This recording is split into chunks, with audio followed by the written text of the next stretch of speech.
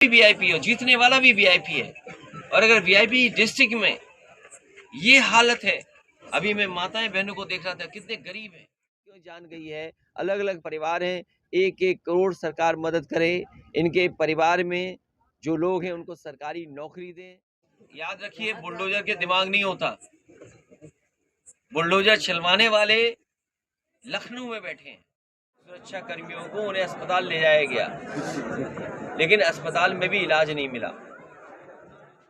उसके पिता ने अपनी बेटी की जलती हुई लाश देखी, पत्नी की जलती हुई लाश देखी। वो ब्राह्मण समाज के लोग थे, ब्राह्मण परिवार के लोग थे। जिस बेटे को नंगा किया प्रशासन ने, वो ब्राह्मण परिवार का बेटा था। इलाहाबाद की जो घटना हुई,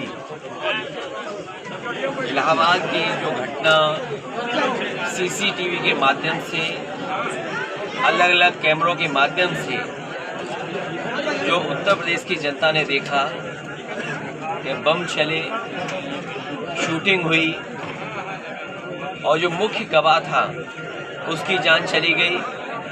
जो सुरक्षा में पुलिस कर्मचारी, पुलिस के सिपाही लगे थे, उनकी जान चली गई। और जिस समय घटना हुई थी उस समय जिनको गोली लगी है सुरक्षा कर्मियों को, उन्हें अस्पताल ले जाया गया, लेकिन अस्पताल में भी इलाज नहीं मिला।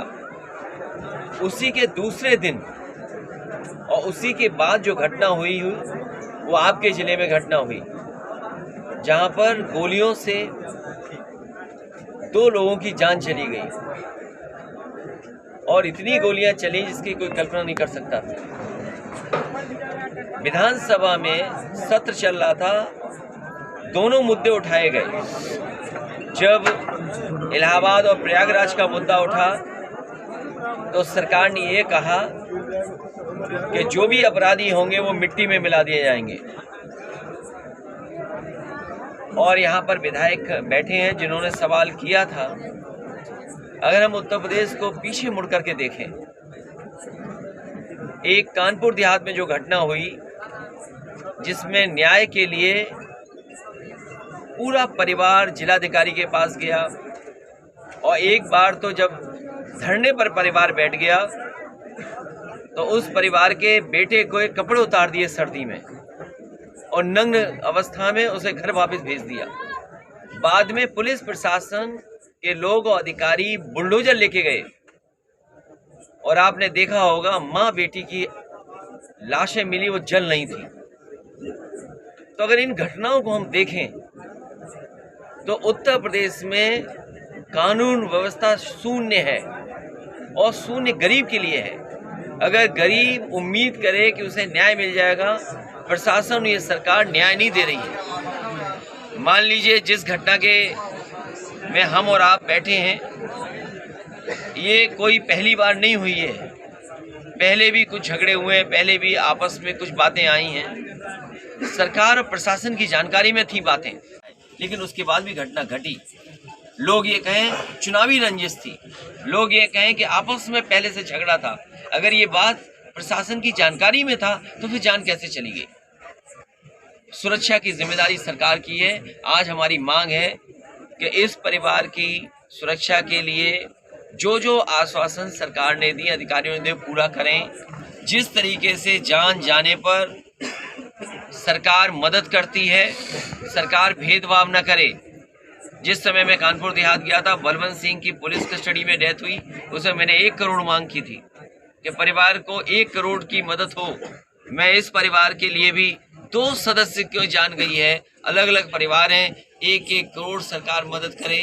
इनके परिवार में जो लोग हैं उनको सरकारी नौकरी दें, सुरक्षा का इंतजाम सरकार करे। ये सरकार की जिम्मेदारी है, सरकार अपनी जिम्मेदारी से पीछे नहीं हट सकती। वीआईपी डिस्ट्रिक्ट है, ये एक वीआईपी डिस्ट्रिक्ट नहीं है। हारने वाला वीआईपी, जीतने वाला वीआईपी है। हारने वाला भी वीआईपी हो, जीतने वाला भी वीआईपी है। और अगर वीआईपी डिस्ट्रिक्ट में ये हालत है, अभी मैं माताएं बहनों को देख रहा था कितने गरीब हैं, जो माताएं बैठी, बहनें बैठी, इतने बड़े वीआईपी जिले में इतनी गरीबी और उनके कोई पूछने वाला नहीं। इसलिए वीआईपी जिले में सुरक्षा का इंतजाम होना चाहिए। जो बड़े बड़े भाषण देते हैं सदनों में और दुनिया के बड़े बड़े प्लेटफॉर्म पर, कम से कम गरीबों की सुरक्षा मिले, गरीबों को न्याय मिले। दिखाया जाता है क्या ये सरकार, याद रखिए, बुलडोजर के दिमाग नहीं होता। बुलडोजर चलवाने वाले लखनऊ में बैठे हैं, बुलडोजर को दिशा देने वाले लखनऊ में बैठे हैं। मैं उन्हीं से कहता हूं, बुलडोजर चलाने वालों से, कि इस परिवार की मदद क्या करोगे।